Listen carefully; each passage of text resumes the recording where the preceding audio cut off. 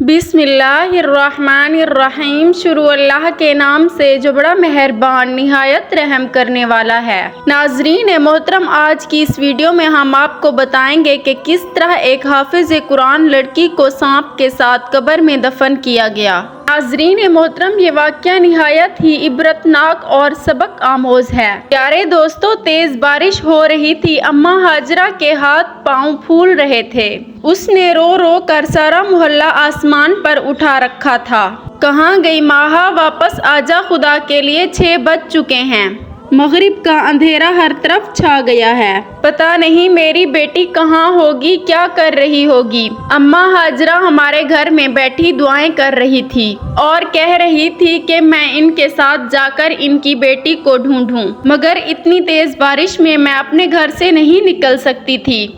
अम्मा हाजरा ने कहा कि बारिश रुकने दो, फिर चले जाएंगे। अम्मा हाजरा की नज़र भी तेज नहीं थी कि वो अकेले जा सकती थी। बेचारी लाठी के सहारे चल रही थी। बेवगी में इसका सहारा भी कोई नहीं था। हर मसला मेरे पास लेकर आती थी। 6:30 बजे थे, बारिश रुक चुकी थी। मैंने घर से बड़ी टार्च ली और अम्मा हाजरा को लेकर घर से निकल पड़ी। इतने में दरवाजा खुलने की आवाज आई। पड़ोस वाले साजिद चचा मस्जिद जा रहे थे। रात के वक्त हम दोनों औरतों को बाहर निकलता देखकर वो परेशान हो गए और पूछने लगे कि तुम लोग इस वक्त कहाँ जा रहे हो। अम्मा हाजरा रोते हुए बोली कि बेटा क्या बताऊं, मेरी बेटी आज मदरसे से वापस नहीं आई। मैं इसके लिए सख्त परेशान हूँ और मैं इसके मदरसे अकेली जा भी नहीं सकती। इस बेटी को लेकर मदरसे की तरफ जा रही हूँ। दुआ करो कि मेरी बेटी मिल जाए। अम्मा हाजरा रो रही थी। चचा साजिद ने जब ये सब कुछ देखा तो वो भी हमारे साथ चलने को तैयार हो गए। मैंने खुदा का शुक्र अदा किया। अंधेरे में मुझे भी डर लग रहा था। चचा साजिद भी हमारे साथ हो गए। थोड़ी ही देर के बाद हम मेन रोड पर थे। सड़क के आसपास लंबी लंबी घास उगी हुई थी। मौसम निहायत ही खुशगवार था, लेकिन इस मौसम का हमारे ऊपर कोई असर नहीं था, क्योंकि हम तीनों को माहा की फिक्र खाए जा रही थी कि तभी हमारे कानों में हल्की हल्की चीख की आवाज पड़ी। लग रहा था कि कोई धीरे धीरे रो रहा है। अम्मा हाजरा की नज़र तो बहुत कमज़ोर थी, लेकिन कान बहुत तेज थे। कहने लगी, मुझे अपनी बेटी के रोने की आवाज़ आ रही है। यही रुक जाओ और रोशनी इधर उधर डालो। देखो मेरी बेटी यहाँ पर बैठी रो तो नहीं रही। अम्मा हाजरा की बात सही थी। हम रुक गए। मैंने कदमों तले टार्च की रोशनी डाली तो मेरे पैरों तले जमीन ही निकल गई। क्या देखती हूँ कि सामने माहा जख्मी पड़ी है। इसके चेहरे से खून बह रहा था और हालत भी कुछ नामुनासिब थी। इसे देखकर मेरी भी चीखें निकल गईं। मैंने इसे जिस हालत में देखा था वो हालत इंतहाई दर्दनाक और दिल दहला देने वाली थी। वो जमीन पर ऐसे पड़ी थी जैसे कोई जानवर का बच्चा होता है। ये देखना था कि अम्मा हाजरा ने चीखना चिल्लाना शुरू कर दिया। हाय, किसने मेरी बच्ची की ये हालत कर दी। मैं कहाँ जाऊंगी अपनी जवान बेटी को लेकर। किससे हिसाब मांगूंगी। सच बता बेटी, किसने की है ये हालत। अम्मा हाजरा ने अपनी बेटी को झंझोड़ते हुए ये बात कही। अम्मा, कुछ भी तो नहीं हुआ तुम्हारी बेटी को। हो सकता है किसी ने गाड़ी से टक्कर मार दी हो तुम्हारी बेटी को। नहीं, मैं ये नहीं मान सकती। अम्मा हाजरा जोर जोर से चिल्लाने लगी। वो इतना रोई कि इसका गला बैठ गया था। मुझे तो समझ नहीं आ रही थी कि मैं क्या करूं। चचा साजिद ने गांव से कुछ लोगों को बुला लिया जो चारपाई लेकर आए थे। उस चारपाई पर अम्मा हाजरा की बेटी माहा को डालकर घर लाया गया। मैंने सोचा था कि इसका इलाज मुआवजा किया जाएगा, लेकिन उसने तो रास्ते में ही दम तोड़ दिया था। जब घर जाकर इसकी लाश को हाथ लगाया तो वो बिल्कुल ठंडी हो चुकी थी। अम्मा हाजरा रोने लगी और कहने लगी कि मैं कितनी बदनसीब हूँ जिसकी हाफिज कुरान बेटी के साथ इतना बड़ा हादसा हो गया और वो कुछ भी ना कर सकी। मोहल्ले के सारे लोग इकट्ठे हो गए थे। सबको पता चल गया था कि अम्मा हाजरा की हाफिज कुरान बेटी के साथ ساتھ بہت بڑا حادثہ ہو گیا ہے۔ مگر لوگ عجیب عجیب باتیں کر رہے تھے۔ کچھ لوگ کہہ رہے تھے کہ اس کی بیٹی نے خود کچھ کیا ہوگا۔ کچھ لوگ کہنے لگے کہ حافظ قرآن ہو کر یہ حادثہ ہو گیا ہے تو اس لڑکی نے ضرور کوئی گناہ کیا ہوگا۔ غرض یہ کہ جتنے منہ اتنی باتیں، مگر اصل معاملہ تو ابھی باقی تھا، وہ راستہ جس پر سے ابھی پردہ اٹھنا باقی تھا۔ اماں ہاجرہ کا تو رو رو کر برا حال ہو گیا تھا۔ مجھے کہنے لگی کہ میرے دل میں ایک بات ہے جو کہ میں تم سے ہی کہوں گی، اور وہ میری بیٹی کی آخری خواہش بھی تھی۔ میں نہیں جانتی تھی کہ وہ اس دنیا سے اکیلی چلی جائے گی۔ اگر پتہ ہوتا تو اس کے ساتھ میں اپنا رویہ اچھا رکھتی۔ میں تو اسے خواہ ڈانٹتی تھی، اب اس کی آخری خواہش تو پوری کر دو، اگر نہیں کی تو خود کو گناہگار سمجھوں گی۔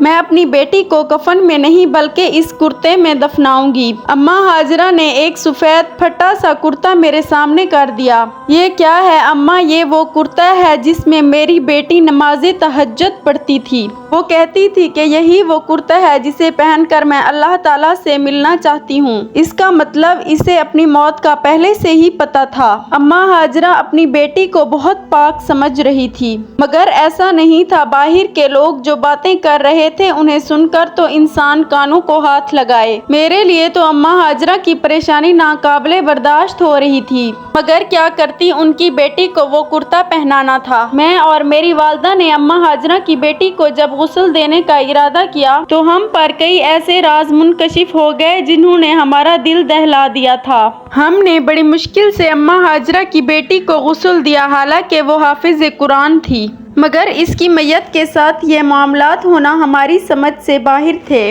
میں تو سوچ بھی نہیں سکتی تھی کہ ایک حافظ قرآن، نمازی اور تہجد گزار لڑکی کی میت کے ساتھ ایسا ہو سکتا ہے۔ میرے ذہن میں خوف نے ڈیرے ڈال دیے تھے۔ میں یہ سوچنے لگی کہ کیا مجھے قرآن پاک حفظ کرنے سے باز رہنا چاہیے، کیونکہ جو شخص حافظ قرآن ہونے کے بعد بھی گناہوں سے باز نہ آئے تو اللہ تعالیٰ اس کے ساتھ یہ معاملات کرتا ہے۔ وہ میں نے اپنی آنکھوں کے سامنے دیکھ لیا تھا، مگر میں اماں ہاجرہ کا دل نہیں دکھانا چاہتی تھی اور نہ ہی ان کی بیٹی کی شرمناک حقیقت ان کو بتانا چاہتی تھی۔ اسی لیے میں چپ رہی تھی، مگر لوگ کہاں چپ رہنے والے ہیں، لوگوں کے تو منہ میں زبانیں ہوتی ہیں۔ محلے کی عورت نے میت کو دیکھ کر ایک عجیب بات کہی تھی۔ اماں ہاجرہ کو روتا دیکھ کر اس نے جو فکرہ کسا تھا وہ عزت نفس کو مجروح کرنے والا تھا۔ اماں ہاجرہ، تم نے تو اپنی بیٹی کی پارسائی کی گواہی دی تھی۔ تمہیں اگر اپنی بیٹی اتنی ہی پارسا لگتی ہے تو تم اس کی لاش کا پوسٹ مارٹم کیوں نہیں کروا لیتی؟ اس سے صاف پتہ چل جائے گا کہ اس کے ساتھ کیا ہوا ہے۔ کسی گاڑی نے ٹکر ماری ہے یا پھر اماں ہاجرہ نے اس کی منہ سے ہی بات کاٹ لی اور اس کے چہرے پر زوردار تماچا دے مارا۔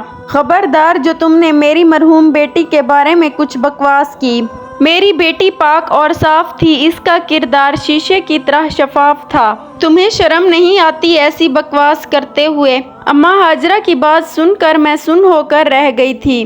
میں اسے کیا بتاتی کہ میں نے اس کی بیٹی کی میت میں کیا دیکھا ہے۔ اماں ہاجرہ کا غرور اور مان میں توڑنا نہیں چاہتی تھی۔ اسے اپنی بیٹی پر بھروسہ تھا اور میں چاہتی تھی کہ اس کا بھروسہ یہ قائم رہے۔ پوسٹ مارٹم کی بات نے اماں ہاجرہ کو پریشان کر دیا تھا۔ بیٹی کا جنازہ اٹھنے کے بعد گھر میں عجیب سی وحشت اٹھ رہی تھی۔ میں اماں ہاجرہ کے پاس آ کر بیٹھی تو وہ دوبارہ پھوٹ پھوٹ کر رونے لگی۔ دیکھا تھا تم نے اس سکینہ نے کیا کہا تھا کہ میری بیٹی کا پوسٹ مارٹم ہونا چاہیے؟ ارے ایسا بھی کیا کر دیا تھا میری بیٹی نے؟ لیکن بیٹا آج کل زمانہ بھی تو خراب ہے، میرا دل بھی بری طرح چھلنی ہو چکا ہے۔ کیا تمہیں بھی لگتا ہے کہ میری بیٹی کے ساتھ کچھ ایسا ویسا حادثہ ہوا ہے؟ نہیں اماں، تم خواہ شک مت کرو، اپنی بیٹی کے بارے میں برا مت سوچو، اس کی مغفرت کے لیے دعا کرو۔ میں نے جھوٹے دل سے اماں ہاجرہ کو تسلی تو دے دی، مگر میں ہی جانتی تھی کہ حقیقت کیا ہے۔ لیکن مجھے کیا پتا تھا کہ یہ راز کبھی بھی چھپ نہیں سکتا، کیونکہ اماں ہاجرہ کی بیٹی کو دفنانے کے لیے جو بھی قبر کھودتے اس قبر سے سانپ نکل آتا۔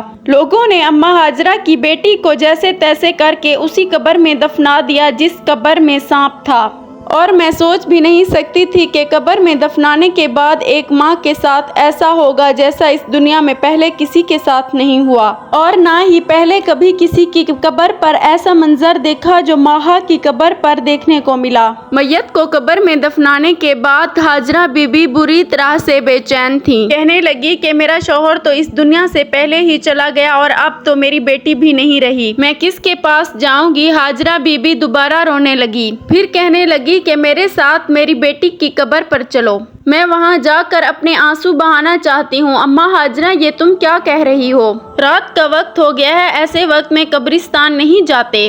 میں نے انہیں سمجھانا چاہا لیکن وہ بات کو سمجھنے کی کوشش ہی نہیں کر رہی تھی۔ نہیں نہیں، مجھے جانا ہے، میں اپنی بیٹی کی قبر پر جانا چاہتی ہوں، میں اس سے باتیں کرنا چاہتی ہوں۔ اماں ہاجرہ بازد ہو گئیں۔ میں نے والدہ سے اجازت طلب کی اور اماں ہاجرہ کے ساتھ ہو دی۔ رات کا اندھیرا ہر طرف پھیل چکا تھا۔ میں اور اماں ہاجرہ قبرستان کی طرف روانہ ہو گئے۔ اماں ہاجرہ راستے میں مجھ سے عجیب عجیب سوالات کرتی۔ تمہیں کیا لگتا ہے میری بچی اللہ تعالیٰ کے پاس جا کر خوش ہوگی یا پھر پریشان ہوگی؟ اماں ہاجرہ کے عجیب عجیب سوالات سن کر مجھے ان پر ترس آ رہا تھا، مگر میں یہ نہیں جانتی تھی کہ ابھی اس پر ایک اور قیامت ٹوٹنے والی تھی۔ ابھی تو اسے اپنی بیٹی کے بارے میں ایک ذرے کے برابر بھی کچھ معلوم نہیں تھا۔ 5 منٹ بعد قبرستان آ گیا۔ ہم جیسے ہی قبرستان میں داخل ہوئے تو ہمیں سامنے ہی ماہا کی قبر نظر آئی، مگر قبر کچھ کالی کالی سی نظر آ رہی تھی۔ اماں ہاجرہ کی حالت دیکھنے والی تھی۔ ٹارچ کی ہلکی سبز روشنی میں مجھے کچھ صحیح طرح سے نظر نہیں آ رہا تھا۔ تبھی میرے پاؤں پر ہلکی نرم چیز کا احساس ہوا۔ میں نے ٹارچ اپنے پاؤں کی طرف کی تو میں چونک گئی۔ میں نے جب دیکھا تو میرے دل کو بڑا جھٹکا لگا تھا۔ ایک کالا سانپ میری جوتی کے نیچے تھا۔ میں تو سر سے پاؤں تک پسینے میں شرابور ہو گئی تھی۔ میری ٹانگیں کانپنے لگی، تبھی آنکھیں اندھیرے کے ساتھ مانوس ہوئیں۔ میں نے وہ منظر دیکھا کہ جس کا خوف آج بھی میرے دل میں موجود ہے۔ ماہا کی قبر کے ارد گرد کالے اور لمبے سانپوں نے حصار بنا رکھا تھا۔ یہ سانپ میرے پاؤں کے نیچے تھا اور ماہا کی قبر سے کچھ فاصلے پر تھا۔ شاید ہمیں اس بات سے خبردار کر رہا تھا کہ آگے مت بڑھنا ورنہ تمہارا نقصان ہوگا۔ اماں ہاجرہ کی تو نظر خراب تھی۔ اس سے پہلے کہ وہ قبر پر جا کر گر جاتی میں نے اسے روک لیا۔ اماں ہاجرہ، تم پاگل تو نہیں ہو گئی؟ میں نے اسے اصل بات سے بے خبر رکھتے ہوئے کہا، تم کہاں جا رہی ہو؟ تمہاری بیٹی مر گئی ہے، تم اگر اس کی قبر پر لیٹو گی تو اس کی روح کو تکلیف ہوگی۔ چلو گھر چلو۔ نہیں نہیں، یہ ظلم مت کرو، میرے کلیجے کو ٹھنڈ پڑنے دو۔ اماں ہاجرہ قبر کے ساتھ ہی بیٹھ گئی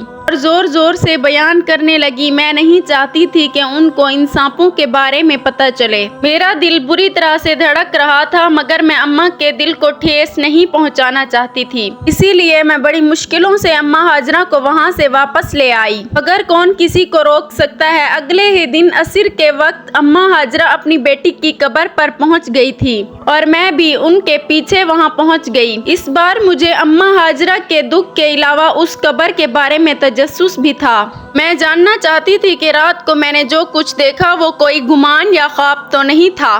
عصر کا وقت تھا، دھوپ کھلی کھلی سی تھی، روشنی تیز تھی، روشنی اتنی تیز تھی کہ اماں ہاجرہ بھی سب کچھ صاف صاف دیکھ سکتی تھی۔ قبرستان میں داخل ہوتے ہی میری نظر ماہا کی قبر پر پڑی۔ اماں ہاجرہ نے بھی اسی وقت قبر کا نظارہ کیا اور پھر دھاڑے مار کر رونے لگی اور کہنے لگی کہ قبر کے باہر یہ حال ہے تو اندر کیا حال ہوگا۔ میں نے بھی دیکھا تو قبر میں اور بھی زیادہ کالے سانپ تھے۔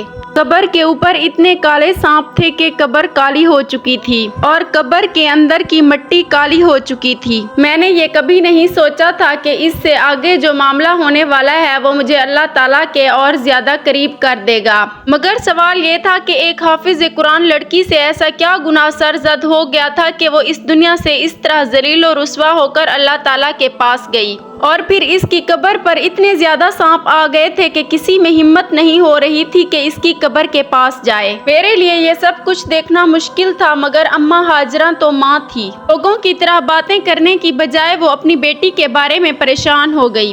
کہنے لگی کہ میں مفتی صاحب کے پاس جاؤں گی اور ان سے کہوں گی کہ میں ایسا کیا کروں کہ میری بیٹی پر سے یہ عذاب ختم ہو جائے۔ کاش مجھے کوئی بتا دے کہ میری بیٹی نے ایسا کیا گناہ کیا تھا۔ روتی پیٹتی مسجد میں گئی اور اس نے اپنے گھر میں جتنا بھی راشن موجود تھا نکال لیا، اس سے کھانا پکایا اور غریبوں میں بانٹ دیا اور اللہ تعالیٰ سے دعا کی کہ میری بیٹی پر سے یہ عذاب ختم ہو جائے، مگر ایسا نہیں ہوا تھا۔ ماہا کی قبر پر کالے سانپوں نے ڈیرا جمایا ہوا تھا اور وہ اتنے زیادہ تھے کہ کوئی انہیں ہٹانے کے بارے میں سوچ بھی نہیں سکتا تھا۔ پھر قدرت کے عذاب میں کون دخل اندازی کر سکتا ہے؟ یہ تو قدرت کا عذاب ہے۔ اگلے دن سارے لوگ حیران ہو گئے تھے کیونکہ اگلے دن اماں ہاجرہ کے گھر کے باہر ایسا منظر دیکھنے کو ملا تھا کہ سارے لوگ اماں ہاجرہ پر ترس کھانے لگے۔ اس نے اپنے گھر کا سارا سامان باہر رکھ دیا تھا اور روتے ہوئے یہ صدائیں لگانے لگی کہ کوئی غریب ہو تو جو چاہے میرے گھر سے لے جائے، میں یہ سب کچھ اپنی بیٹی کے نام پر صدقہ کر رہی ہوں۔ کسی کو میرے گھر آ کر کھانا کھانا ہو تو کھا لے، میں اپنی ہر چیز اللہ تعالیٰ کی راہ میں قربان کر رہی ہوں۔ اے میرے رب، میری بیٹی کی مغفرت کر دے۔ اماں ہاجرہ نے اپنے گھر کا سارا سامان باہر نکال کر نیلام کر دیا۔ کسی کو کوئی چیز سستے داموں میں دے دی تو کسی بیواؤں کو مفت میں دے دی۔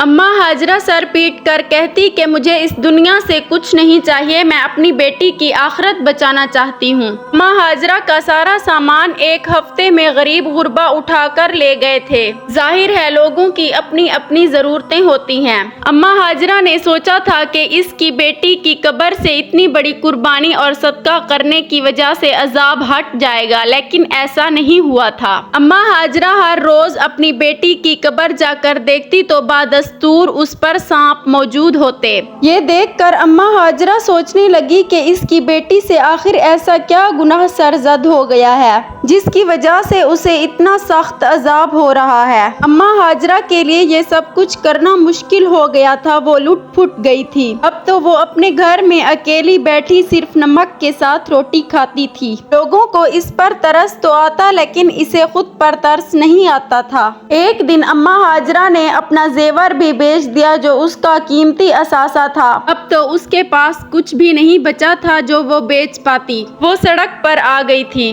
اس کے باوجود بھی آپ کو یہ جان کر حیرانگی ہوگی کہ نہ تو ماہا کی قبر سے سانپ ہٹے تھے اور نہ ہی اماں ہاجرہ کو سکون آیا تھا۔ تنگ آ کر اماں ہاجرہ نماز کے لیے بیٹھ گئی اور اپنی بیٹی کی مغفرت کی دعا کرتی اور صبح و شام ان کا رو کر گزرتا تھا اور صبح و شام جو بھی گزرتا اس سے کہتی کہ میری بیٹی کے لیے مغفرت کی دعا کرو، اگر اسے اپنی بیٹی کا گناہ سمجھ نہیں آ رہا تھا۔ پھر ایک دن ایک لڑکی میرے پاس آئی اور مجھ سے کہنے لگی کہ میں ماہا نامی لڑکی سے ملنا چاہتی ہوں۔ میں نے اسے ساری بات بتا دی تو اس کے چہرے کا رنگ اڑ گیا۔ کہنے لگی کہ مجھے فوراً ماہا کی ماں کے پاس لے چلو۔ میں اسے فوراً لے کر اماں ہاجرہ کے پاس آئی۔ اس نے اماں ہاجرہ سے کہا کہ میں تمہیں تمہاری بیٹی کی ساری حقیقت بھی بیان کروں گی، لیکن سب سے پہلے تم مجھے اس کے کمرے میں لے چلو۔ وہ اسے فوراً اپنی بیٹی کے کمرے میں لے گئی۔ کمرے میں جاتے ہی اس لڑکی نے ماہا کا کمرہ الٹ پلٹ کر دیا۔ کچھ نہ ملا تو اس کا بستر الٹ کر دیا۔